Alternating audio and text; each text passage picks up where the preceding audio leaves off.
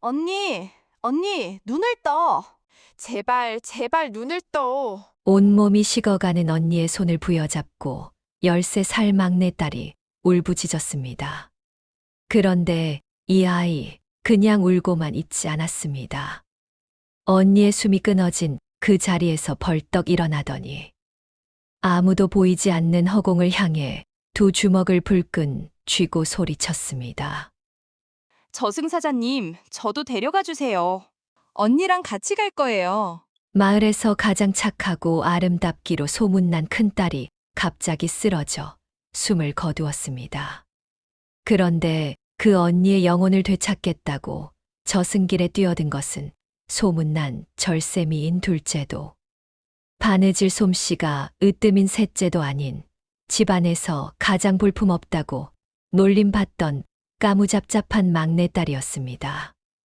대체 이 아이에게 어떤 비밀이 숨겨져 있었기에 저승의 염라대 왕조차 고개를 갸웃거리게 되었을까요? 모두가 허황된 짓이라 비웃었지만 이 막내딸의 머릿속에는 이승과 저승의 운명을 뒤집을 놀라운 비밀이 감춰져 있었습니다. 야담사랑의 이야기가 계속될 수 있도록 구독과 좋아요로 응원의 마음을 보태주세요. 자, 그럼 오늘도 감동적인 옛날 이야기 지금 바로 시작합니다. 옛날 옛적 조선 땅 어느 산골 마을의 늦가을 서리가 내리던 날의 일입니다. 강원도 깊은 산 아래에 고을 하나가 있었습니다. 골짜기 사이로 맑은 개울이 흐르고 산등성이마다 단풍이 불타오르던 그해 10월이었습니다. 아침이면 마당 위에 하얀 서리가 내려앉아 아이들이 맨발로 밟으며 까르르 웃음을 터뜨리곤 했지요. 이 마을 끝자락 개울 건너편에 허름한 초가집 한 채가 있었습니다. 지붕의 이형은 군데군데 빠져 있었고 마당 한쪽에는 고추가 말라 비틀어진 채 매달려 있었습니다. 대문이라 부르기도 민망한 쌀이나무 울타리 안에서 네 자매가 어머니와 함께 살고 있었습니다. 아버지는 3년 전 산에서 나무를 하다 절벽에서 굴러 세상을 떠났습니다. 어머니 강 씨는 그 뒤로 삭바느질과 품팔이로 내 딸을 키웠습니다. 손가락이 갈라지고 허리가 꼬부라져도 이 어머니는 단 한 번도 딸들 앞에서 한숨을 내쉰 적이 없었습니다. 큰딸 은실은 19이었습니다. 이 고을에서 은실을 모르는 사람이 없었습니다. 달덩이처럼 하얀 얼굴에 눈이 초승달같이 맑았고 무엇보다 마음이 곱기로 소문이 자자했습니다. 아침이면 이웃집 할머니의 물을 길어다 드리고 저녁이면 동생들 밥을 차려주었습니다. 은실이는 하늘이 내린 효녀다. 마을 사람들은 하나같이 그렇게 말했습니다.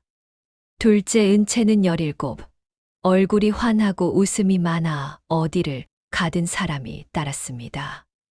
셋째 은지는 15, 바느질과 길쌈 솜씨가 어머니를 닮아 고을 어디에 내놓아도 빠지지 않았습니다. 그리고 막내 은별이라는 이름의 이 아이는 13살이었습니다. 은별은 새 언니와 많이 달랐습니다. 피부가 까무잡잡했고 키가 또래보다 반뼘은 작았습니다. 머리카락은 빗질을 해도 삐죽삐죽 솟았고 이마에는 어릴 적 넘어져 생긴 흉터가 남아 있었습니다. 무엇보다 입이 거칠었습니다. 생각나는 대로 말을 내뱉어 어른들에게 혼이 나기 일쑤였지요. 은별이는 어미도 못 말린다. 저 집 막내는 입이 거친 게 흠이야. 언니들은 저리 곱고 얌전한데 막내만 왜 저러나. 마을 아낙네들이 빨래터에서 수근거리는 소리를 은별은 다 듣고 있었습니다. 그러나 표정은 변하지 않았습니다. 입술을 한 번 깨물고는 개울가에 쪼그려 앉아 물속 돌멩이를 세기 시작했습니다. 은별에게는 남들이 모르는 것이 하나 있었습니다. 이 아이는 수수께끼를 풀면 세상 무엇보다 기뻤습니다. 수수께끼뿐만이 아니었습니다. 꼬이고 엉킨 것, 풀리지 않는 것, 답이 없어 보이는 것. 그런 것들 앞에 서면 은별의 까만 눈동자가 반짝반짝 빛났습니다. 장터에서 떠돌이 약장수가 수수께끼를 내걸고 약을 팔 때 어른들도 못 푸는 문제를 은별이 한 호흡 만에 풀어버렸습니다. 서당 훈장이 고개를 갸웃거린 글귀의 뜻을 지나가던 은별이 돌담 너머에서 불쑥 답을 던진 적도 있었습니다. 저 애가 어디서 저런 걸 배웠담. 사람들은 신기해하면서도 곧 잊었습니다. 못생기고 말이 거친 아이의 머리가 좀 좋다 한들 대수로운 일은 아니었으니까요. 얌전한 고양이가 부뚜막에 먼저 올라간다고 했습니다. 하지만 이 집안에서 정작 부뚜막에 먼저 오른 것은 얌전한 고양이가 아니었습니다. 그날은 10월 20하루 서리가 유난히 일찍 내린 아침이었습니다. 은실이가 아침 물을 기르러 우물에 갔습니다. 나무 두레박을 내리고 밧줄을 감아 올리는데 갑자기 은실의 손에서 힘이 빠졌습니다. 두레박이 우물 속으로 떨어졌습니다. 풍덩 물소리가 깊게 울렸습니다. 은실이 우물가에 주저앉았습니다. 이마에 땀이 송글송글 맺혔습니다. 언니. 뒤따라온 은별이 달려갔습니다. 은실의 얼굴이 하얗게 질려 있었습니다. 입술이 파랗고 눈동자의 초점이 흐려졌습니다. 은별아. 나 좀. 은실이 말을 끝맺지 못하고 앞으로 쓰러졌습니다. 은별이 언니를 부축하여 집으로 데려왔습니다. 어머니 강씨가 놀라 달려왔고 은채와 은지가 방에 이불을 깔았습니다. 은실을 눕히자 온몸이 불덩이처럼 뜨거웠습니다. 어머니, 언니 열이 너무 높아요. 강씨가 은실의 이마에 젖은 수건을 올렸습니다. 손끝이 떨렸습니다. 약을 지어야 한다. 은채야, 마을 약방에 가서 감초탕이라도 좀 얻어오너라. 은채가 달려나갔습니다. 은지는 부엌에서 미음을 끓이기 시작했습니다. 은별은 언니 옆에 앉아 손을 잡았습니다. 은실의 손이 차가웠습니다. 아까 전까지만 해도 뜨거운 열이 온몸을 감싸고 있었는데 손끝은 얼음처럼 차가웠습니다. 언니, 괜찮아. 금방 나을 거야. 은실이 힘겹게 눈을 떴습니다. 은별아. 응, 나 여기 있어. 동생들. 잘 챙겨. 은별의 가슴이 철렁 내려앉았습니다. 언니의 목소리가 점점 가늘어지고 있었습니다. 마치 실이 끊어지듯 한 올 한 올 풀려가는 것 같았습니다. 약방에서 약을 구해온 은채가 약을 다리고 어머니가 은실의 입에 약물을 넣어 주었습니다. 그러나 은실의 입에서 약물이 그대로 흘러내렸습니다. 목이 넘기질 못했습니다. 해가 기울었습니다. 노을이 방문 틈새로 스며들어 은실의 얼굴을 붉게 물들였습니다. 그 순간 은실의 눈이 한 번 크게 떠졌습니다. 까만 눈동자가 천장을 향했습니다. 입술이 미세하게 움직였습니다. 아무 소리도 나지 않았습니다. 그리고 은실의 손에서 힘이 빠졌습니다. 강 씨의 입에서 비명이 터져 나왔습니다. 은실아, 은실아. 은채가 언니의 가슴에 귀를 대었습니다. 심장 소리가 들리지 않았습니다. 은지가 거울을 가져다 은실의 코앞에 대었습니다. 거울에 김이 서리지 않았습니다. 방 안에 통곡이 가득 찼습니다. 강 씨가 은실을 끌어안고 울었습니다. 은채와 은지가 어머니 등에 매달려 울었습니다. 은별은 울지 않았습니다. 아니, 정확히 말하면 울 수가 없었습니다. 눈물이 나오지 않은 것이 아니라 머릿속에서 무엇인가가 돌아가고 있었습니다. 톱니바퀴가 물리듯 어떤 생각이 다른 생각을 밀어내고 그 생각이 또 다른 생각을 끌어당기고 있었습니다. 은별의 눈이 은실의 얼굴을 보았습니다. 언니의 표정이 평온했습니다. 너무 평온했습니다. 방금 전까지 고통스러워하던 사람의 얼굴이 이렇게 편안할 수 있을까? 마치 누군가가 고통을 거두어 간 것처럼 은별의 시선이 방 한쪽 구석으로 향했습니다. 그곳에 아무것도 없었습니다. 아무것도 없어야 했습니다. 그런데 은별의 눈에는 뭔가가 보였습니다. 공기가 일렁거리고 있었습니다.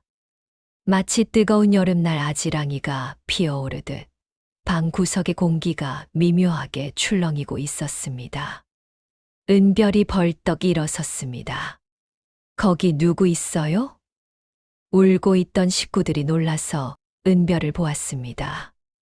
은별아, 무슨 소리야? 은별은 대꾸하지 않았습니다. 방 구석을 똑바로 응시했습니다. 아무것도 보이지 않는 그곳을 향해 13살 아이가 두 주먹을 불끈 쥐고 소리쳤습니다. 우리 언니 데려가는 거지. 안 돼, 안 돼요. 강 씨가 은별의 팔을 잡아당겼습니다. 은별아, 정신 차려라. 누구한테 소리를 지르는 게냐.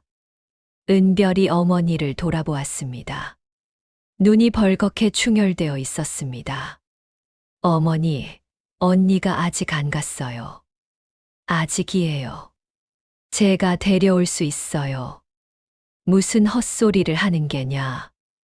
은별은 어머니의 손을 뿌리치고 방문을 열었습니다. 찬 바람이 방 안으로 밀려들었습니다. 서리가 내린 마당 위로 달빛이 하얗게 쏟아지고 있었습니다. 은별이 맨발로 마당에 내려섰습니다. 서리가 발바닥을 찔렀습니다. 차가웠습니다. 이가 딱딱 부딪혔습니다. 그러나 은별은 멈추지 않았습니다. 마당을 가로질러 대문을 열고 개울 쪽으로 뛰기 시작했습니다. 은별아. 어머니의 목소리가 등 뒤에서 들렸습니다. 은별은 뒤돌아보지 않았습니다. 개울을 건넜습니다. 발목까지 차오르는 물이 뼛속까지 실었습니다. 개울 건너편 마을 뒷산으로 이어지는 오솔길이 달빛 아래 하얗게 드러나 있었습니다. 은별은 그 길 위에서 무엇인가를 보았습니다. 길 저편 산으로 이어지는 어둠 속에서 희미한 빛 하나가 일렁거리고 있었습니다. 등불도 아니고 달빛도 아닌 이 세상 것이 아닌 듯한 푸르스름한 빛이었습니다. 그 빛 옆에 사람의 형체가 보였습니다. 하얀 옷을 입은 은실이의 뒷모습이었습니다. 언니. 은별이 소리쳤습니다. 은실의 형체가 돌아보는 것 같았습니다. 그러나 이내 다시 산 쪽으로 걸어갔습니다. 푸르스름한 빛과 함께 은별이 그 뒤를 쫓아 뛰었습니다. 오솔길의 돌부리에 발이 걸려 넘어졌습니다. 무릎이 까졌습니다. 따뜻한 액체가 발목을 타고 흘렀습니다. 피었습니다. 은별은 일어났습니다. 다시 뛰었습니다. 얼마나 달렸을까요? 은별이 정신을 차렸을 때 주변의 풍경이 완전히 달라져 있었습니다. 산이 아니었습니다. 개울도 없었습니다. 마을도 보이지 않았습니다. 사방이 안개였습니다. 짙은 회색빛 안개가 땅 위로 깔려 있었고 하늘은 낮인지 밤인지 분간이 되지 않는 탁한 빛으로 가득했습니다. 발밑에 흙은 축축했고 코끝에 묘한 냄새가 스며들었습니다. 풀 썩는 냄새와 향 피우는 냄새가 뒤섞인 이 세상에서는 맡아본 적 없는 냄새였습니다. 등잔 밑이 어둡다 했습니다. 은별은 바로 코앞에 겉조차 보이지 않는 안개 속에서 발밑의 감촉만으로 길을 더듬어야 했습니다. 여기가 어디지? 은별의 목소리가 안개 속으로 빨려 들어갔습니다. 메아리조차 돌아오지 않았습니다. 그때 앞쪽에서 소리가 들렸습니다. 사람의 발자국 소리였습니다. 일정한 간격으로 탁, 탁, 탁. 지팡이를 짚는 소리였습니다. 안개 속에서 형체가 나타났습니다. 키가 칠척은 되어 보이는 사내였습니다. 검은 가세검은 도포, 허리에는 쇠사슬이 감겨 있었고, 한 손에는 길다란 쇠지팡이를 쥐고 있었습니다. 얼굴은 안개에 가려 보이지 않았습니다. 다만 눈만 보였습니다. 노란 빛이 도는 사람의 눈 같지 않은 눈이었습니다. 은별의 등골이 서늘해졌습니다. 다리가 굳었습니다. 사내가 말했습니다. 목소리가 동굴 속에서 울리는 것처럼 깊고 낮았습니다. 산 사람이 여기에 올 곳이 아니니라. 은별의 목이 바짝 말랐습니다. 침을 삼키려 했지만 침이 나오지 않았습니다. 저는 돌아가거라. 이 길은 돌아오는 길이 아니니라. 은별은 공포에 질려 있었습니다. 온몸이 떨렸습니다. 도망치고 싶었습니다. 그러나 이 길 어딘가에 은실 언니가 있었습니다. 돌아갈 수 없었습니다. 은별은 떨리는 다리를 억지로 세웠습니다. 까무잡잡한 얼굴이 창백해졌지만 눈만은 사내를 똑바로 바라보았습니다. 저승사자님이시지요? 사내의 노란 눈이 미세하게 움직였습니다. 제가 데려갈 분이 아닌 사람을 데려가셨잖아요. 우리 언니는 아직 갈 때가 아니에요. 생사는 내가 정하는 것이 아니니라. 그러면 누가 정해요? 염라대왕님이요. 사내가 침묵했습니다. 안개가 출렁거렸습니다. 은별은 한 걸음 앞으로 나섰습니다. 무릎이 후들거렸지만 목소리는 또박또박이었습니다. 염라대왕님을 만나게 해주세요. 제가 직접 말씀드릴 거예요. 사내의 노란 눈이 은별을 내려다보았습니다. 한참을, 아주 한참을, 그리고 낮은 웃음이 새어 나왔습니다. 비웃는 웃음이 아니었습니다. 뭐라 설명할 수 없는 이 세상의 것 같지 않은 웃음이었습니다. 대왕 전하를 만나고 싶다고. 예. 이유가 무엇이냐? 은별은 두 주먹을 꽉 쥐었습니다. 우리 언니를 돌려받으려고요. 사내가 다시 침묵했습니다. 쇠지팡이가 땅을 한 번 찍었습니다. 탁. 그 소리가 안개 속을 울렸습니다. 좋다. 따라오너라. 다만 한 가지 알아두어라. 사내가 돌아섰습니다. 대왕 전하 앞에 서는 순간 내 목숨도 저울 위에 오르는 것이니라. 은별의 심장이 쿵 내려앉았습니다. 그러나 발은 멈추지 않았습니다. 사내의 뒤를 따라 안개 속으로 걸어 들어갔습니다. 안개의 길은 끝이 없는 것 같았습니다. 은별은 사내의 뒤를 따라 걸으며 발밑의 감촉으로 길을 읽었습니다. 처음에는 축축한 흙이었던 것이 점점 단단한 돌바닥으로 변했습니다. 돌의 결이 매끈했습니다. 대궐의 마당처럼 반듯하게 깔린 판석이었습니다. 안개가 서서히 걷히기 시작했습니다. 은별의 눈앞에 거대한 건물이 나타났습니다. 이승에서는 본 적 없는 규모였습니다. 기둥이 12개, 지붕의 용마루가 구름 속으로 사라질 만큼 높았습니다. 기와가 검은색이 아닌 짙은 남색이었고 그 위로 이름 모를 꽃무늬가 새겨져 있었습니다. 대문 앞에 사내 둘이 더 서 있었습니다. 저승사자와 같은 복색이었습니다. 은별을 데려온 사내가 고개를 끄덕이자 대문이 천천히 열렸습니다. 끼익 무거운 소리가 공기를 갈랐습니다. 안으로 들어서자 넓은 마당이 펼쳐졌습니다. 마당 양쪽으로 긴 행랑채가 늘어서 있었고 그 안에서 사람들의 형체가 어른거렸습니다. 아니, 사람이 맞는지 알 수 없었습니다. 형체만 사람일 뿐 얼굴이 흐릿하고 발이 땅에 닿지 않는 것 같았습니다. 은별의 등에 소름이 돋았습니다. 정면에 있는 본체 대청 위로 거대한 의자가 보였습니다. 의자라고 하기에는 너무 컸습니다. 보좌라 불러야 마땅한 것이었습니다. 검은 나무로 만들어져 있었고 팔걸이에 구름 문양이 조각되어 있었습니다. 그 위에 한 사람이 앉아 있었습니다. 은별은 고개를 들어 그 사람을 올려다보았습니다. 나이를 가늠할 수 없었습니다. 젊지도 늙지도 않은 시간이 멈춘 듯한 얼굴이었습니다.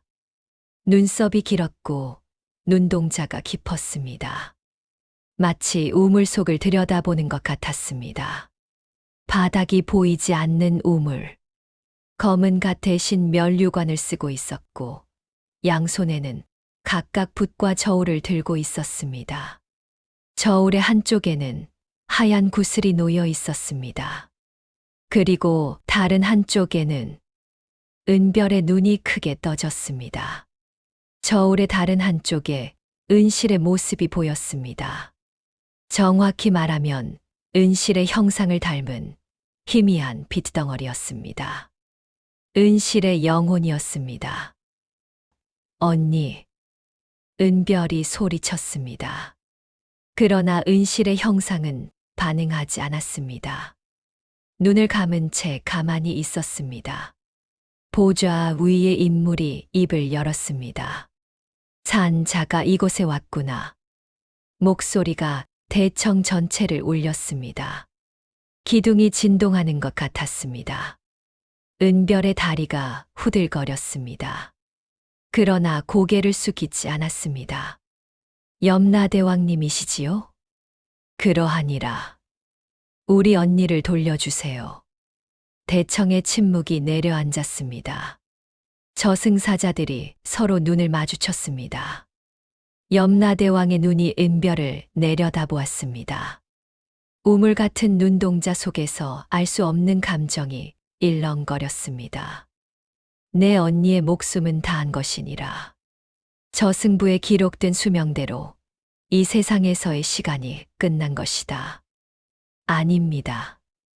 은별이 한 걸음 앞으로 나섰습니다. 우리 언니는 19이에요. 겨우 19살이에요. 시집도 못 가고 아이도 못 낳고 어머니한테 효도도 다 못했는데 어떻게 수명이 다했다고 하세요? 수명은 하늘이 정하는 것이다. 그러면 하늘한테 따지겠어요. 저승사자들이 동시에 몸을 경직시켰습니다. 감히 저승의 법도에 항의를 하다니. 그러나 염라대왕은 표정을 바꾸지 않았습니다. 은별은 숨을 깊이 들이쉬었습니다. 그리고 입을 열었습니다. 대왕님, 저와 내기를 하시지요. 다시 침묵. 그러나 이번 침묵의 질감이 달랐습니다. 호기심이 섞인 침묵이었습니다. 내기라 하였느냐? 예. 수수께끼 내기요. 염라대왕의 눈썹이 미세하게 꿈틀했습니다. 수수께끼. 제가 대왕님의 수수께끼를 풀면 언니를 돌려주세요. 제가 못 풀면 저도 이 저승에 남겠습니다. 저승사자가 앞으로 나섰습니다. 대왕 전하, 이 아이의 말을 들으실 필요가 없사옵니다. 산자가 저승의 법도에 간섭할 수는. 염라대왕이 손을 들었습니다. 저승사자가 입을 다물었습니다. 내가 수수께끼를 잘 푸느냐? 저보다 잘 푸는 사람은 아직 못 봤어요. 은별의 입이 거칠다 해도 이것은 사실이었습니다. 염라대왕의 입가에 희미한 웃음이 번졌습니다. 오래 살다 보니 별일을 다 보는구나. 산자가 저승까지 와서 염라대왕에게 수수께끼 내기를 청하다니. 어르신도 오래 사셨으면 아시잖아요. 세상에 영원한 건 없다고. 그런데 19살 우리 언니의 삶이 영원히 끝나는 건 너무 빠르지 않나요? 염라대왕이 한참 동안 은별을 바라보았습니다. 보좌에서 몸을 앞으로 기울였습니다. 좋다. 받아주마. 저승사자들의 안색이 변했습니다. 그러나 아무도 이 일을 달지 못했습니다. 다만 조건이 있다. 염라대왕이 손에 들고 있던 저울을 앞으로 내밀었습니다. 저울의 한쪽에 놓인 하얀 구슬이 빛났습니다. 수수께끼는 3문제를 내겠다. 3문제 모두 풀면 내 언니를 돌려보내주마. 하나라도 못 풀면 내 언니는 영영 이곳에 남는다. 그리고 염라대왕의 눈이 날카로워졌습니다. 2문제 이상 못 풀면 너도 이곳에 남는다. 그것이 조건이다. 은별의 심장이 세차게 뛰었습니다. 2문제 이상 못 풀면 자신도 저승에 갇히는 것이었습니다. 그러나 생각할 시간이 없었습니다. 시간이 흐를수록 은실 언니의 영혼은 이승과 멀어질 터였습니다. 받겠습니다.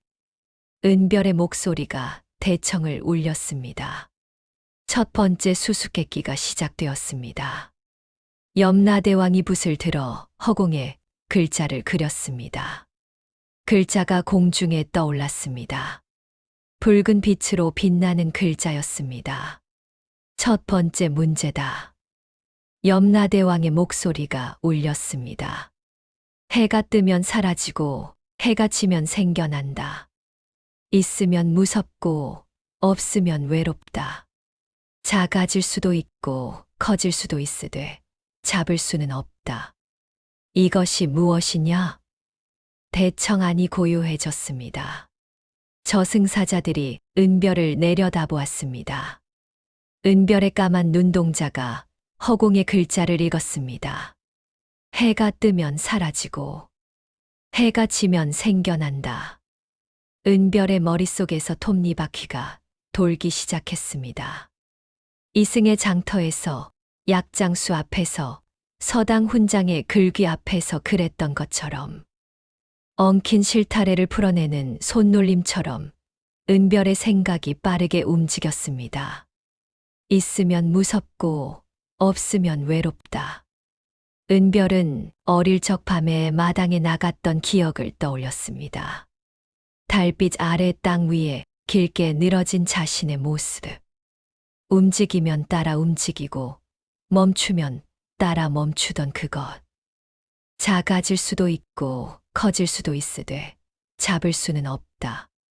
은별의 입가에 미소가 떠올랐습니다. 그림자요. 대청의 정적이 흘렀습니다. 염라대왕이 은별을 바라보았습니다. 눈동자 속의 우물이 한 번 출렁거렸습니다. 맞았느니라. 저승사자들 사이에서 술렁임이 일었습니다. 은별은 안도의 숨을 내쉬려다가 참았습니다. 아직 2문제가 남아 있었습니다. 2번째 문제다. 염라대왕이 이번에는 붓 대신 저울을 들어 올렸습니다. 저울의 양쪽이 천천히 흔들렸습니다. 2 사람이 있다. 한 사람은 평생 만냥을 벌어 혼자 다 쓴 사람이다. 다른 한 사람은 평생 1000냥을 벌어 900냥을 남에게 준 사람이다. 저울에 올렸을 때 어느 쪽이 더 무거우냐? 은별의 표정이 진지해졌습니다. 이것은 단순한 수수께끼가 아니었습니다. 만냥을 혼자 다 쓴 사람과 1000냥 중 900냥을 나눈 사람.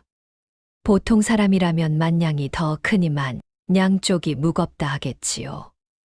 혹은 900냥을 나눈 사람의 마음이 더 무겁다 하겠지요.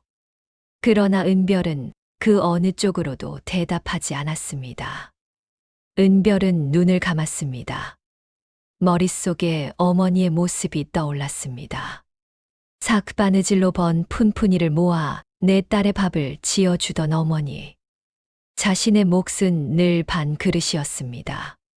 된장 한 숟가락으로 국을 끓이고 자신은 국물만 마시고 건더기를 딸들에게 덜어주었습니다.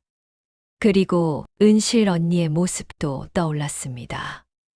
이웃집 할머니에게 물을 길어다 드리고 아이들에게 나무를 나누어 주던 언니. 가진 것이 없어도 나누던 사람. 은별이 눈을 떴습니다. 저울에 올라가는 것은 양이 아니라 마음이지요? 염라대왕의 눈이 미세하게 움직였습니다. 그러면 무엇이 더 무거우냐? 1000냥 중 900냥을 나눈 사람이 더 무겁습니다. 이유를 대어보아라. 은별은 또박또박 말했습니다. 10,000냥을 혼자 쓴 사람의 저울에는 10,000냥이 올라갑니다. 하지만 1000냥 중 900냥을 나눈 사람의 저울에는 900냥만 올라가는 것이 아닙니다. 그 900냥을 받은 사람들의 감사가 올라가고 그 감사가 또 다른 나눔을 낳아 또 올라가고 그것이 또 올라갑니다. 은별의 눈이 빛났습니다. 콩 한 알이라도 나누는 마음이 쌓이면 10,000냥보다 무거워지는 것입니다. 대청이 조용해졌습니다. 염라대왕이 저울을 내려놓았습니다. 저울이 한쪽으로 천천히 기울었습니다.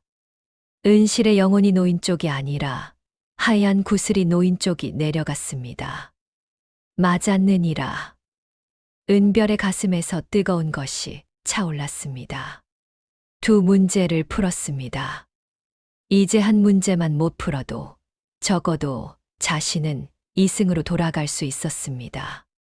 그러나 은별에게 자신만 돌아가는 것은 의미가 없었습니다.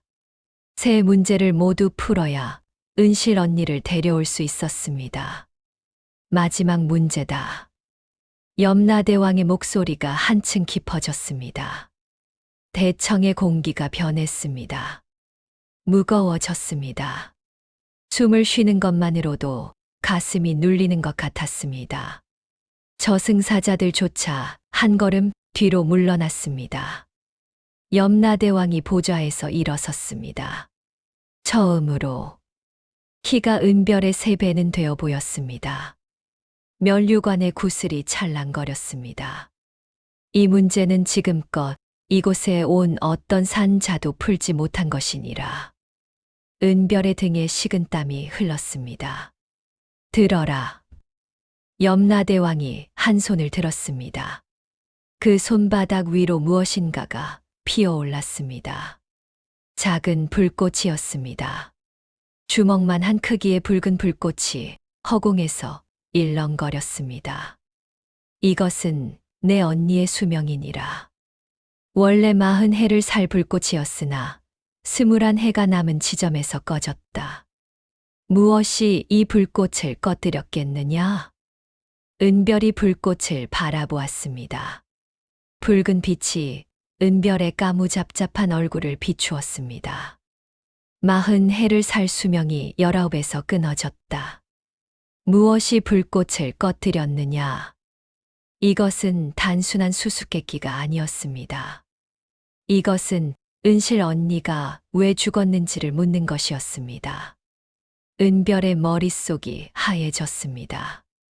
왜 죽었는지. 왜? 은별은 그 아침을 떠올렸습니다. 은실이 우물가에서 쓰러지던 장면. 갑자기 힘이 빠지고 열이 올랐다가 손끝이 차가워지고 그리고 은별은 의원이 아니었습니다. 병의 원인을 알 수 없었습니다. 그런데 염라대왕의 질문은 병의 원인을 묻는 것이 아닌 듯 했습니다. 무엇이 수명의 불꽃을 꺼뜨렸느냐?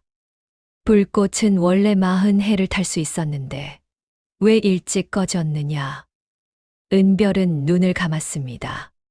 시간이 흘렀습니다. 저승사자들이 서로 눈짓을 교환했습니다. 역시 못 푸는구나 하는 표정이었습니다. 은별의 머릿속에서 기억이 스쳐 지나갔습니다. 은실 언니는 언제나 남을 위해 살았습니다. 아침이면 이웃집 할머니의 물을 길었고, 낮이면 동생들의 밥을 지었고, 저녁이면 어머니의 빨래를 마저 했습니다. 자신의 옷이 해져도 동생들의 옷을 먼저 기워 주었습니다. 아팠을 때도 내색하지 않았습니다.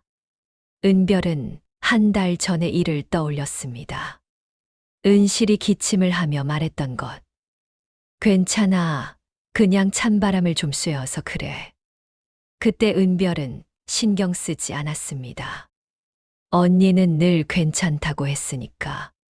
보름 전에도 은실이 밥을 반만 먹고 숟가락을 내려놓았었습니다. 언니, 왜 안 먹어? 배가 안 고팠어. 그때도 은별은 그냥 넘겼습니다. 언니는 늘 그랬으니까. 은별의 눈에서 뜨거운 것이 솟아올랐습니다. 언니는 아프다는 말을 한 번도 하지 않았습니다. 힘들다는 말을 한 번도 하지 않았습니다. 자기 몫을 줄여가며 남에게 나누어 주고 자기 아픔을 감추며 남의 아픔을 어루만져 주었습니다. 그것이 불꽃을 꺼뜨린 것이었습니다. 은별이 눈을 떴습니다. 눈가에 눈물이 맺혀 있었습니다. 아, 알 것 같습니다. 염라대왕이 은별을 내려다보았습니다. 은별의 입이 열렸습니다. 목소리가 떨렸지만 또박또박이었습니다. 불꽃을 꺼뜨린 것은 병이 아닙니다. 대청이 조용해졌습니다. 언니는 자기를 태워서 남을 밝힌 거예요. 등잔이 기름이 닿으면 꺼지듯 언니는 자기 기름을 다 써버린 거예요. 남에게 나누어 주느라. 은별의 눈물이 볼을 타고 흘렀습니다. 40해를 살 기름을 21해 만에 다 써버린 거예요. 남을 위해, 가족을 위해, 이웃을 위해. 은별이 고개를 들었습니다. 그런데 대왕님, 그것이 잘못인가요? 남을 위해 사는 것이 벌을 받아야 하는 일인가요? 대청에 바람이 불었습니다. 이곳에는 바람이 불지 않았는데 바람이 불었습니다. 염라대왕의 눈에서 무엇인가가 일렁거렸습니다. 우물 같은 눈동자의 깊은 곳에서 오래전 잊혔던 감정이 물결처럼 피어올랐습니다. 한참의 침묵이 흘렀습니다. 그리고 염라대왕이 입을 열었습니다. 맞았느니라. 그 세 글자가 대청을 울렸습니다. 내 말이 맞다. 내 언니의 불꽃은 병으로 꺼진 것이 아니라 스스로를 태워 꺼진 것이니라. 염라대왕이 손바닥 위에 불꽃을 바라보았습니다. 붉은 불꽃이 가물가물 흔들렸습니다. 그리고 내 말도 맞다. 남을 위해 사는 것이 벌을 받아야 하는 일이 아니니라. 염라대왕이 보좌 옆에 저울을 들었습니다. 은실의 영혼이 놓인 저울이었습니다. 저승부에 기록된 수명은 하늘의 법도이나 법도에도 예외가 있는 법이니라. 스스로를 태워 남을 밝힌 자에게는. 염라대왕이 붓을 들었습니다. 허공에 글자를 썼습니다. 글자가 금빛으로 빛났습니다. 내 언니에게 남은 21해의 수명을 돌려주겠다. 은별의 다리에서 힘이 빠졌습니다. 그 자리에 주저앉았습니다. 눈물이 비처럼 쏟아졌습니다. 참고 참았던 눈물이 한꺼번에 터져 나왔습니다. 감사합니다. 감사합니다. 대왕님. 그런데 염라대왕이 손을 들었습니다. 잠깐. 아직 끝나지 않았느니라. 은별이 고개를 들었습니다. 눈물 범벅인 얼굴이었습니다. 내 언니를 돌려보내되 한 가지 조건이 있다. 은별의 가슴이 다시 조여왔습니다. 내 언니는 돌아가더라도 예전처럼 살면 다시 불꽃이 꺼질 것이다. 내가 언니를 지켜야 한다. 제가요? 그러하니라. 내 언니가 또다시 자기를 태우지 않도록 내가 곁에서 막아야 한다. 불꽃은 스스로 자신이 타고 있다는 것을 모르느니라. 옆에서 누군가가 알려주어야 하는 것이다. 은별은 두 손으로 눈물을 닦았습니다. 제가 하겠습니다. 무슨 일이 있어도. 그리고 하나 더. 염라대왕이 손바닥 위에 불꽃을 은별 쪽으로 내밀었습니다. 내 머릿속에 그 재주, 수수께끼를 풀고 얽힌 것을 풀어내는 그 힘. 그것을 자기만을 위해 쓰지 마라. 내 언니가 남을 위해 몸을 썼듯이 너는 남을 위해 머리를 써라.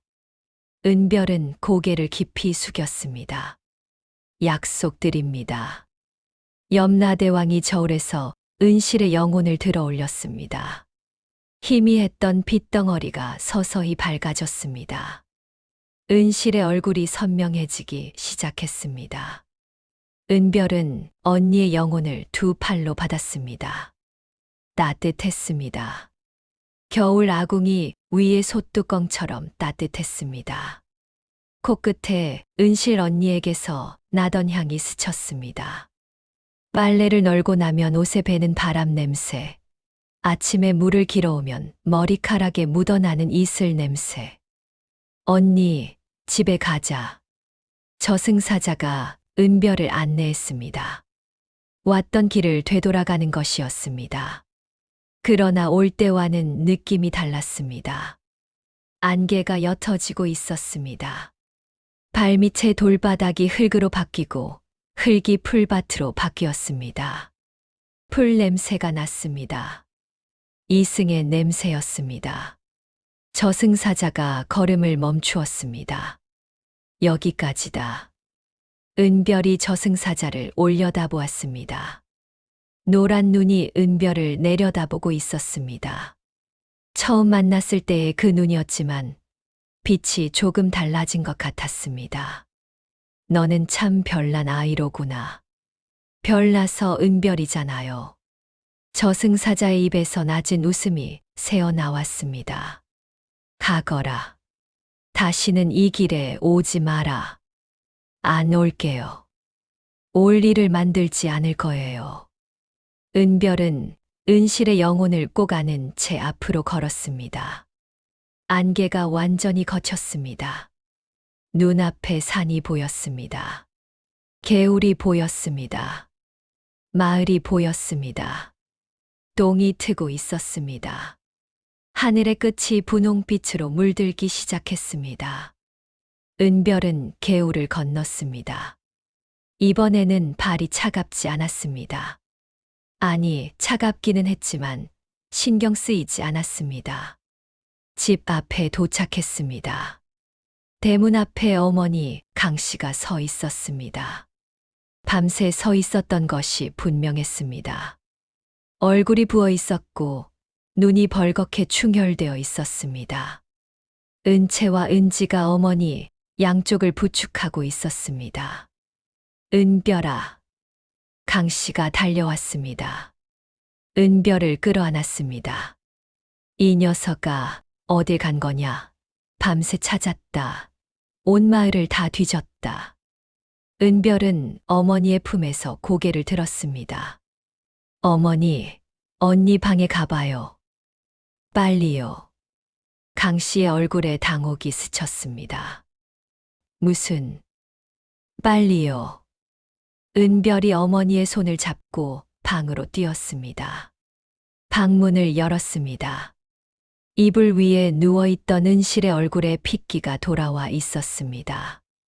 입술이 분홍빛이었습니다. 가슴이 미세하게 오르내리고 있었습니다. 숨을 쉬고 있었습니다. 은실의 눈꺼풀이 파르르 떨렸습니다.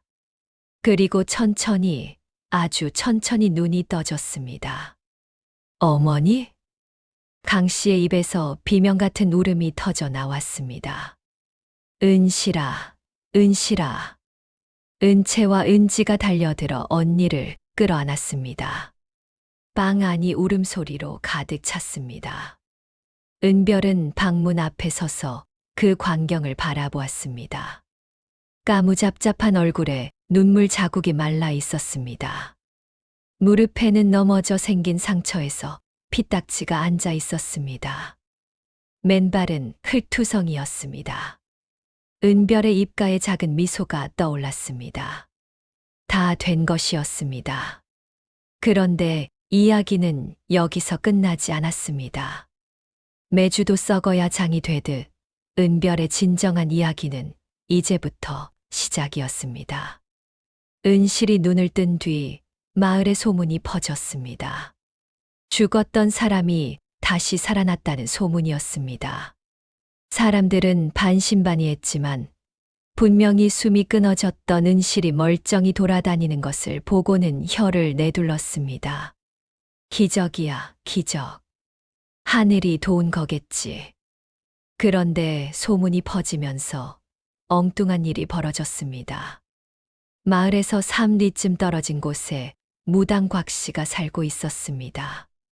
곽 씨는 이 고을에서 굿을 하며 생계를 유지하는 여인이었는데 입심이 좋고 눈치가 빨라 마을 사람들의 크고 작은 일에 끼어들기를 좋아했습니다.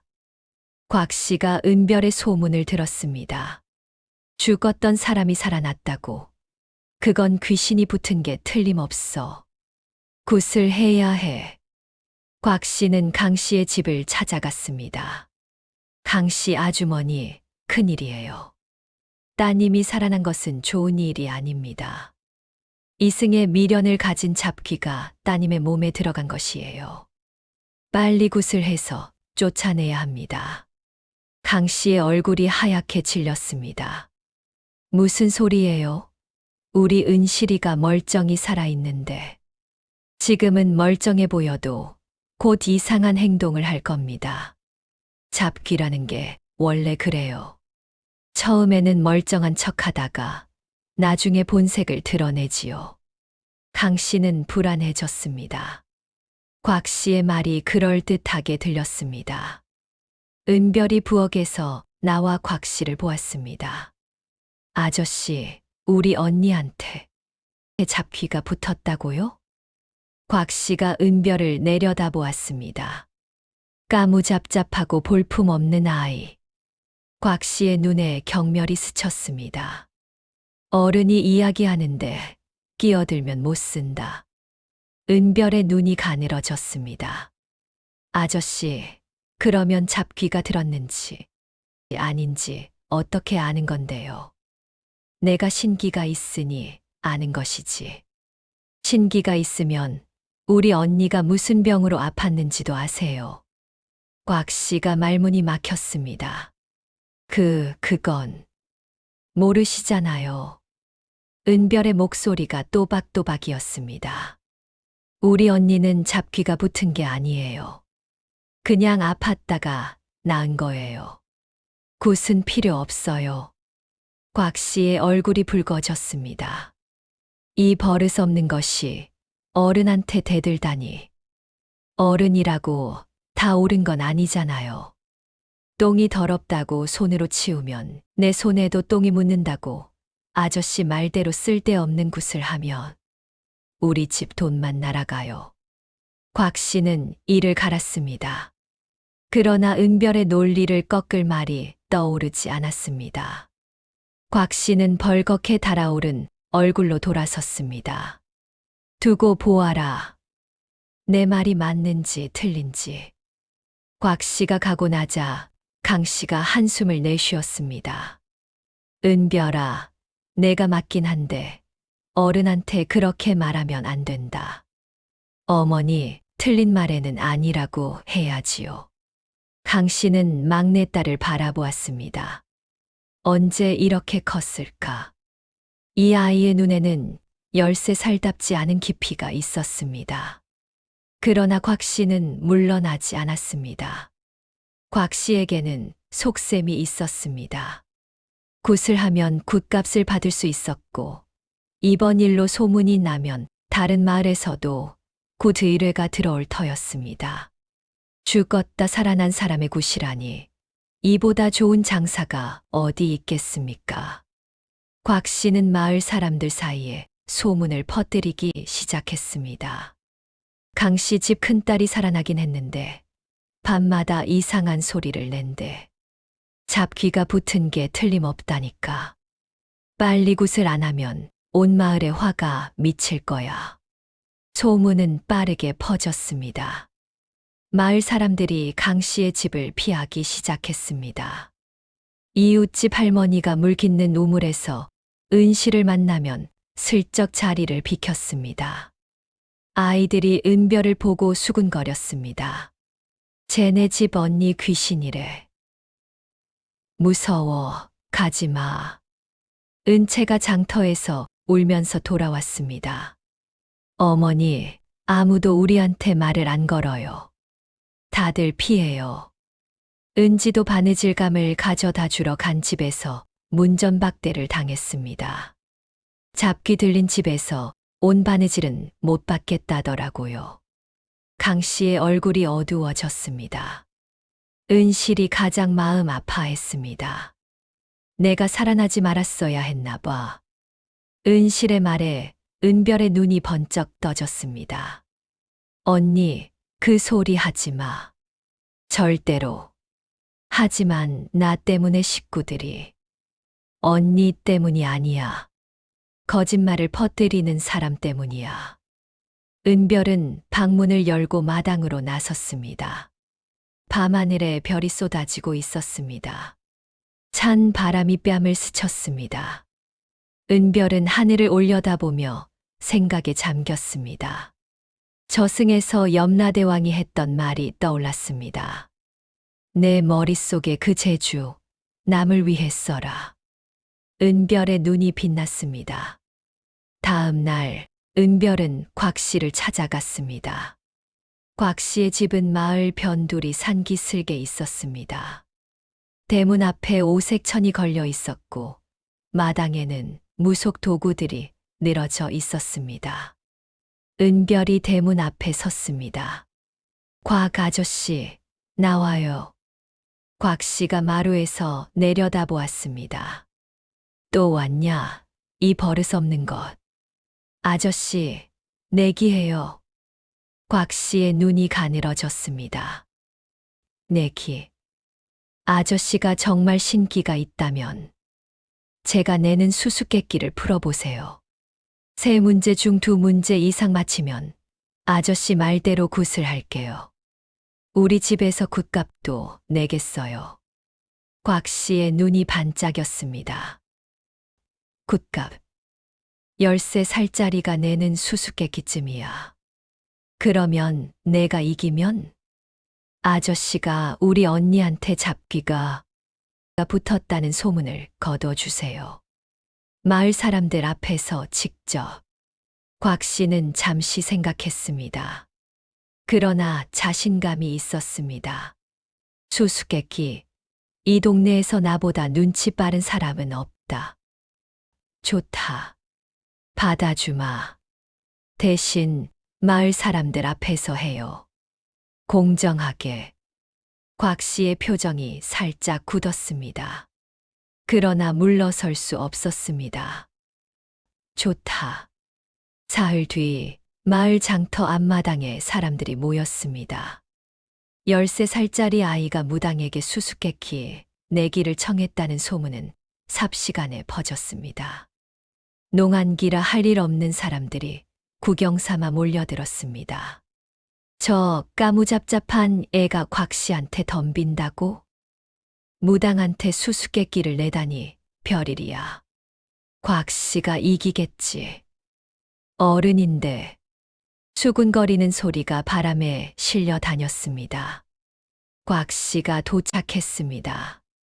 알록달록한 무복을 입고 부채를 손에 쥐고 있었습니다. 의기양양한 표정이었습니다. 은별이 장터 한가운데 섰습니다. 남루한 무명옷, 빗질이 안 된 머리카락, 이마에 흉터. 곽 씨와 나란히 서자 대비가 극명했습니다. 은별이 입을 열었습니다. 첫 번째 문제입니다. 마을 사람들이 귀를 기울였습니다. 보이지 않지만 무겁고, 들리지 않지만 시끄럽고, 만질 수 없지만 아프다. 이것이 무엇입니까? 곽 씨가 코웃음을 쳤습니다. 쉽구나. 바람이지. 은별이 고개를 저었습니다. 바람은 들리잖아요. 쌩쌩 소리가 나잖아요. 곽 씨의 표정이 굳었습니다. 그러면 귀신이다. 귀신은 보인다면서요? 아저씨 신기로 보인다고 했잖아요. 마을 사람들 사이에서 웃음이 터졌습니다. 곽 씨의 얼굴이 붉어졌습니다. 그러면 뭔데? 은별이 또박또박 말했습니다. 소문이에요. 마을 사람들이 술렁였습니다. 소문은 보이지 않지만 무겁습니다. 듣는 사람의 가슴을 짓누르니까요.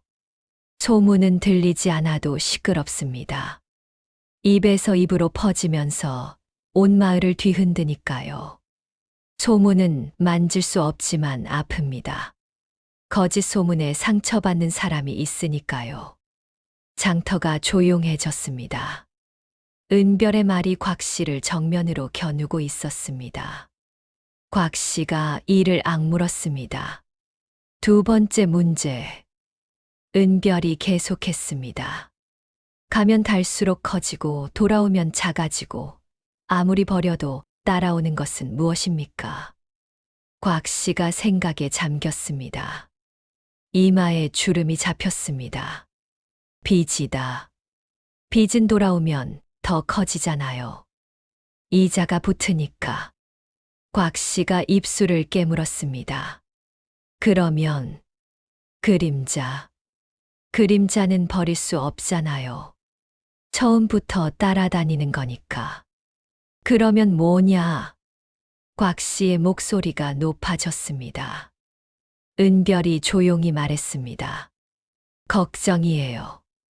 마을 사람들이 고개를 끄덕였습니다. 걱정은 가면 갈수록 커집니다. 생각을 하면 할수록 부풀어 오르니까요. 그런데 돌아오면, 그러니까 마주하고 해결하고 나면 아주 작아집니다. 별것 아니었구나 싶어지지요. 그런데 아무리 버려도 또 새로운 걱정이 따라옵니다. 은별이 곽 씨를 바라보았습니다. 아저씨, 지금 두 문제를 다 틀리셨어요. 곽 씨의 얼굴이 사색이 되었습니다. 세 번째 문제를 내드릴까요? 곽 씨는 대답하지 못했습니다. 부채를 쥔 손이 떨리고 있었습니다. 은별이 세 번째 문제를 냈습니다.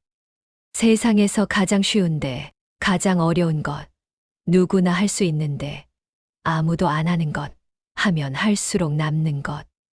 이것은 무엇입니까? 곽 씨가 한참을 서 있었습니다.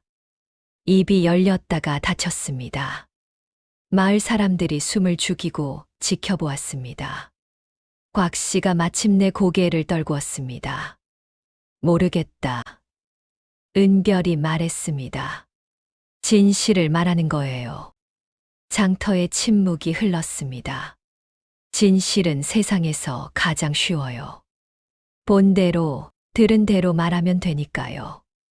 그런데 가장 어렵습니다. 사람들이 자기한테 유리한 말만 하고 싶어 하니까요. 누구나 할 수 있는데 아무도 안 해요. 거짓말이 더 편하니까요. 그런데 진실을 말하면 말할수록 남는 것이 있어요. 은별이 마을 사람들을 둘러보았습니다. 실례요. 바람이 불었습니다. 장터 지붕 위에 깃발이 펄럭였습니다. 곽 씨가 부채를 내려놓았습니다. 어깨가 축 처져 있었습니다. 마을 사람들 사이에서 술렁임이 일었습니다. 저 애 말이 맞아. 곽 씨가 소문을 퍼뜨린 거 아냐? 굿값 벌려고 그런 거 아닌감. 곽 씨의 얼굴이 하얘졌습니다. 주위를 둘러보았지만 자기 편은 아무도 없었습니다. 은별이 곽 씨 앞으로 걸어갔습니다. 작은 키, 까무잡잡한 얼굴에 아이가 곽 씨를 올려다보았습니다. 아저씨, 약속대로 해주세요. 곽 씨는 한참을 서 있다가 마침내 입을 열었습니다. 강 씨 집 큰딸에게 잡귀가 붙었다는 말은 내가 잘못 본 것이었다. 목소리가 기어들었지만 장터의 사람들은 모두 들었습니다. 은별은 고개를 숙였습니다. 감사합니다. 그것이 전부였습니다. 더 따지지 않았습니다. 더 이기려 하지 않았습니다. 그날 이후 마을의 공기가 달라졌습니다. 사람들이 강 씨의 집을 다시 찾기 시작했습니다. 이웃집 할머니가 은실에게 먼저 말을 걸었습니다. 은실아, 괜찮니? 미안하다. 할미가 쓸데없는 소문에 놀라서. 은실은 웃으며 대답했습니다. 괜찮아요, 할머니. 그런데 은별은 은실 곁에서 눈을 떼지 않았습니다. 염라대왕과의 약속을 지켜야 했습니다.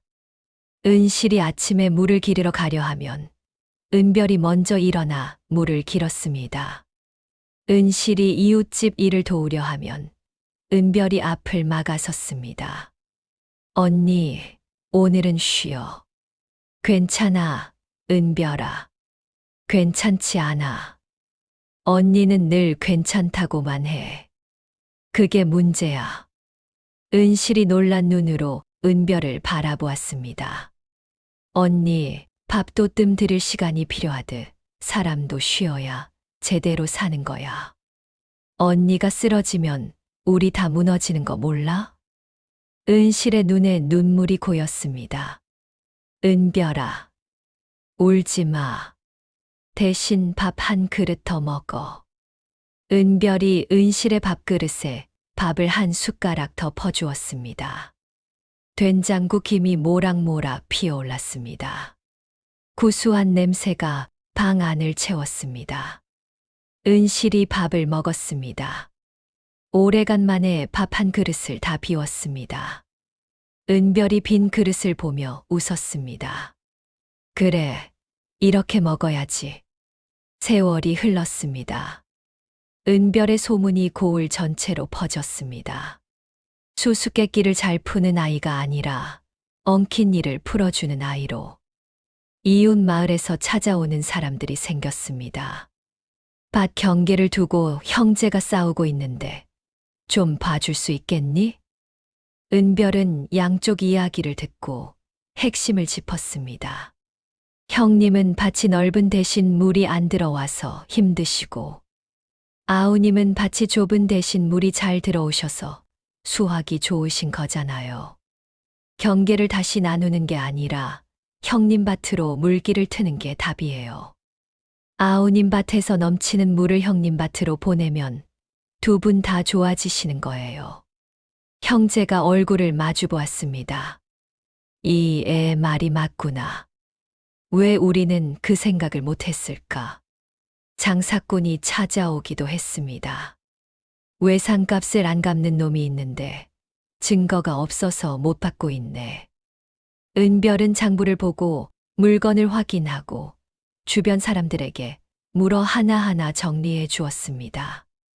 눈으로 보고 귀로 듣고 머리로 엮었습니다. 마을 사람들의 시선이 달라졌습니다. 저 집 막내가 대단하더라. 못생겼다고 무시했는데 머리 하나는 고을 훈장보다 나아. 은별이가 풀어주면 안 되는 일이 없어. 그러나 은별은 칭찬을 들을 때마다 손을 내저었습니다. 제가 한 게 뭐가 있어요. 그냥 눈에 보이는 걸 말한 건데. 강 씨가 그런 막내딸을 바라보며 코끝을 붉혔습니다. 은별아, 내 아버지가 보면 기뻐했을 텐데. 아버지는 보고 계실 거예요. 은별이 하늘을 올려다보았습니다. 밤하늘에 별이 총총 박혀 있었습니다. 그해 겨울, 고을에 큰 역병이 돌았습니다. 마을 사람 넷이 열병에 쓰러졌습니다. 약방에 약이 떨어졌고 한양에서 약재가 올 때까지 보름은 걸린다 했습니다. 사람들이 두려움에 떨었습니다. 곽 씨가 다시 나섰습니다. 내가 말했잖아. 강 씨 집 큰딸이 저승에서 돌아올 때 역병을 몰고 온 거야. 굿을 해서 잡기를 쫓아야 해. 마을 사람들이 동요했습니다. 공포는 이성을 갉아먹는 법이었습니다. 은실을 다시 의심하는 눈초리가 모여들었습니다. 은실이 집 안에 틀어박혔습니다. 내가 마을을 떠나면 나을까? 언니, 그 소리 또 하면 나 화낸다. 은별은 생각에 잠겼습니다. 역병, 열병, 약이 없다. 은별은 산으로 올라갔습니다.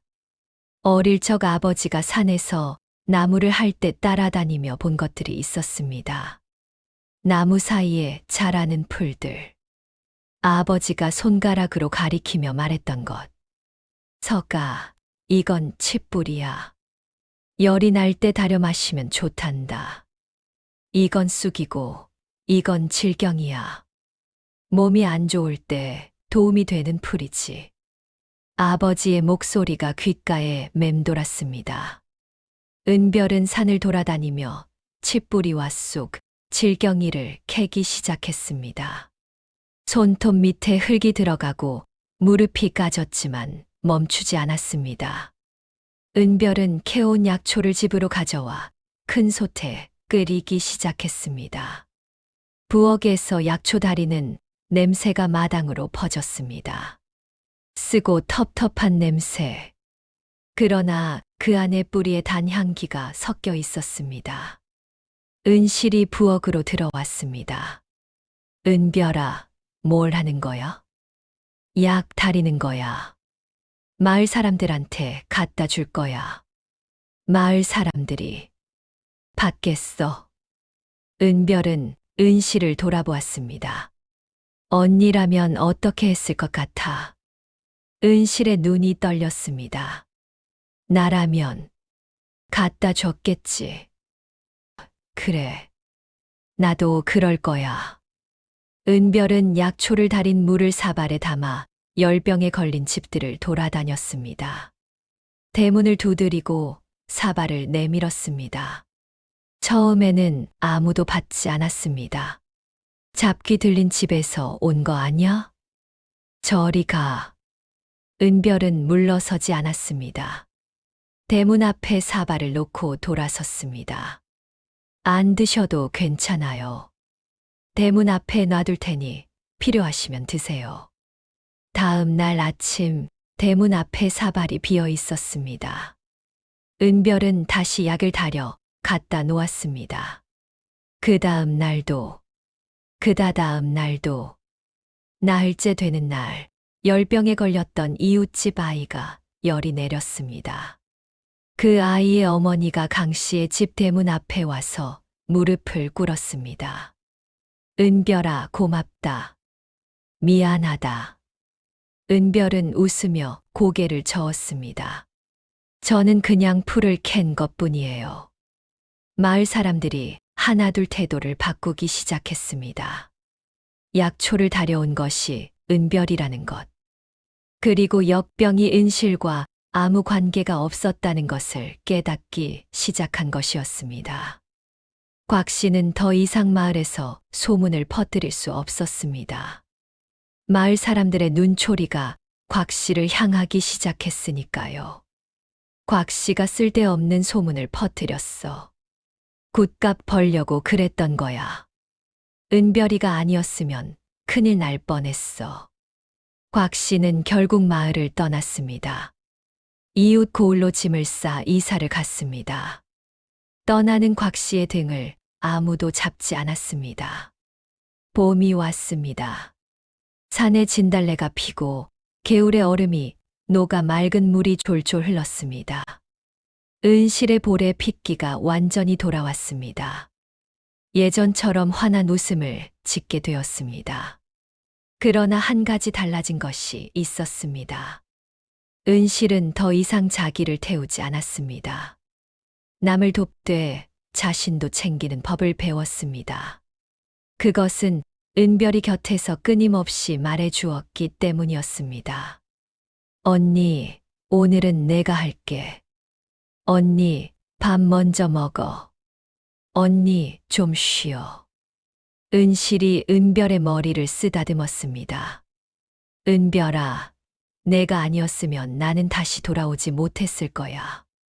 언니가 돌아올 수 있었던 건 언니가 착하게 살아서야. 내가 한 건 아무것도 아니야. 은실의 눈에 눈물이 고였습니다. 아무것도 아닌 게 아니야, 은별아. 너는 저승까지 갔잖아. 은별은 웃으며 고개를 저었습니다. 그건 비밀이야. 자매 사이에 봄바람이 불었습니다. 진달래 향기가 코끝을 간지렸습니다. 그해 여름, 고을 사또가 마을을 순시하다가 은별의 소문을 들었습니다. 13살짜리 아이가 마을의 분쟁을 풀어준다고? 사또가 흥미를 보였습니다. 한번 만나보고 싶구나. 사또 앞에 불려나간 은별은 사또가 내는 문제를 하나하나 풀어냈습니다. 장부의 착오를 짚어내고 밭 경계 분쟁의 해법을 제시하고 도둑맞은 물건의 행방을 추론해냈습니다. 사또가 무릎을 쳤습니다. 이 아이는 보통 아이가 아니로다. 글을 배운 적이 있느냐? 아닙니다. 나으리. 서당에 보내야 하겠구나.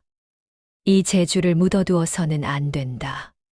사또가 고을 서당에 자리를 마련해 주었습니다. 은별은 서당에서 글을 배우기 시작했습니다. 천자문을 떼고 논어를 읽고 글씨를 쓰기 시작했습니다. 서당 훈장이 혀를 내둘렀습니다. 이 아이는 한 번 읽은 것을 잊지 않는구나. 은별은 말했습니다. 잊지 않는 게 아니에요. 한 번 더 읽는 거예요. 머릿속에서. 훈장이 웃었습니다. 그것을 잊지 않는다고 하는 것이니라. 더 많은 세월이 흘렀습니다. 은실은 23세 이웃 마을의 착한 농군에게 시집을 갔습니다. 은채는 21의 장터의 포목상에게 시집을 갔고 은지는 19의 고을 바느질 대행수로 이름을 날렸습니다. 은별은 18이 되었습니다. 까무잡잡한 얼굴은 여전했고 키도 크지 않았습니다. 머리카락은 여전히 삐죽거렸고 이마의 흉터도 그대로였습니다. 그러나 은별을 아는 사람은 누구도 은별의 외모를 말하지 않았습니다. 은별이를 보면 꽃은 여흘이면 지지만 뿌리는 겨울을 버틴다는 말이 생각나. 겉이 아니라 속을 봐야지. 마을 사람들은 은별을 볼 때마다 고개를 끄덕였습니다. 어머니 강 씨는 머리에 흰 서리가 내렸지만 허리는 꼿꼿했습니다. 내 딸이 모두 제자리를 잡은 것이 이 어머니에게는 세상에서 가장 큰 선물이었습니다. 강 씨가 은별에게 말했습니다. 은별아, 내 아버지가 살아 계셨으면 내가 제일 자랑스러웠을 거다. 어머니, 아버지는 보고 계실 거예요. 저승에서요. 강 씨가 웃으며 눈물을 닦았습니다. 너는 저승 이야기를 하면 참 편안해 보인다. 가본 적 있으니까요. 무슨 소리냐, 이 녀석아. 은별이 깔깔 웃었습니다. 은별의 집 마루 밑에는 작은 나무 상자 하나가 있었습니다. 그 안에는 아버지가 남긴 나무 인형이 들어 있었습니다. 은별이 5살 때 아버지가 깎아준 것이었습니다. 엄지손가락만 한 크기의 소녀 인형. 머리카락이 삐죽거리고 이마에 작은 흠이 있는 은별을 닮은 인형이었습니다. 은별은 가끔 밤에 그 인형을 꺼내 달빛 아래서 바라보았습니다. 아버지, 잘 지내시지요? 인형은 대답하지 않았습니다. 그러나 달빛 아래서 나무의 결이 따뜻하게 빛났습니다. 마치 아버지의 손길처럼. 그로부터 또 세월이 흘렀습니다. 은별은 고을에서 가장 지혜로운 여인으로 이름을 떨쳤습니다. 분쟁을 풀어주고 억울한 이의 사연을 정리의 관아에 올려주고 아이들에게 글을 가르쳤습니다. 은실은 남편과 함께 농사를 지으며 건강하게 살았습니다. 아들 둘, 딸 하나를 낳았습니다. 40해가 넘도록 은실의 불꽃은 꺼지지 않았습니다. 은실이 41가 되던 해봄, 은별이 언니를 찾아갔습니다. 은실의 집 마당에서 아이 셋이 뛰어놀고 있었습니다. 은실이 마루에 앉아 아이들을 바라보고 있었습니다. 얼굴에 잔주름이 생겼지만 눈은 여전히 초승달처럼 맑았습니다. 언니, 은별아, 왔니? 은별이 은실 옆에 앉았습니다. 언니, 오늘이 무슨 날인지 알아? 글쎄, 무슨 날이냐? 언니가 40해를 넘긴 날이야. 은실이 고개를 갸웃했습니다. 무슨 뜻인지 알 수 없었습니다. 은별만 알고 있었습니다. 염라대왕이 말했던 원래의 수명, 40해. 은실은 그것을 넘겨서 살아가고 있었습니다. 저승에서 되찾아 온 21해의 시간이 원래의 수명 위에 더해진 것이었습니다. 은별의 눈에 눈물이 고였습니다. 은별아, 왜 울어? 안 울어. 바람이 눈에 들어간 거야. 거짓말. 내가 언제부터 거짓말을 했다고. 은별이 웃었습니다. 눈물을 닦았습니다. 언니, 오래오래 살아. 너도. 자매가 마루에 나란히 앉아 마당을 바라보았습니다. 아이들이 뛰어노는 소리가 봄바람에 실려왔습니다. 진달래 향기가 마당을 감쌌습니다. 은별이 품에서 나무 인형을 꺼냈습니다. 아버지가 깎아준 자기를 닮은 작은 인형. 언니, 이거 언니 큰딸한테 줘도 돼? 이거 아버지가 만들어준 거잖아. 네, 보물인데. 보물은 나눠야 빛나는 거야. 언니가 가르쳐 준 거잖아. 은실이 은별의 손을 꼭 잡았습니다. 두 자매의 손이 봄볕 아래서 따뜻하게 빛났습니다. 훗날 마을 사람들은 이렇게 말했습니다. 강씨 집안은 막내딸 덕분에 살았다더라. 못생겼다고 놀렸는데 고을에서 가장 지혜로운 사람이 됐잖아. 저승까지 갔다 왔다는 이야기 진짜일까? 진짜든 아니든 중요한 건 그 아이의 마음이지. 언니를 살리겠다고 목숨을 건 그 마음. 장터 국밥집에서 늙은 김노인이 그 이야기를 할 때면 늘 같은 말로 끝맺었습니다. 산삼이 밭삼보다 귀한 게 아니야. 약이 되는 마음이 귀한 거지. 그 아이는 약이 되는 마음을 가지고 태어난 거야. 은별은 나이가 들어서도 변하지 않았습니다. 까무잡잡한 얼굴, 삐죽거리는 머리카락, 이마의 흉터. 그러나 은별을 만난 사람은 누구나 같은 말을 했습니다. 그 사람 앞에 서면 이상하게 마음이 편해져. 그것이 은별의 진짜 얼굴이었습니다. 겉이 아닌 속에서 빛나는 세상에서 가장 아름다운 얼굴. 꽃은 화려하나 여름을 넘기지 못하고 장맛은 투박하나 100년을 이어갑니다. 여러분도 살면서 겉모습에 속아 사람을 잘못 본 적이 있을 겁니다. 화려한 꽃에 눈이 가 정작 든든한 뿌리를 놓친 적도 있을 테고요. 하지만 은별이처럼 묵묵히 자기 자리에서 최선을 다하다 보면 결국 진가를 알아봐 주는 이가 나타나더라고요. 세상은 그렇게 되어 있습니다. 진정한 아름다움은 겉이 아니라 속에 있습니다. 그리고 진정한 사랑은 누군가를 위해 기꺼이 두려운 길을 걸어가는 용기입니다. 댓글로 여러분의 생각을 들려주세요. 이야기에서 가장 감동적이었던 장면은 무엇인가요? 여러분의 소중한 이야기를 기다리겠습니다. 다음에도 따뜻한 이야기로 찾아뵙겠습니다. 야담사랑의 다음 영상을 빠르게 만나보시려면 좋아요와 구독을 눌러주세요. 오랜 시간 감사했습니다.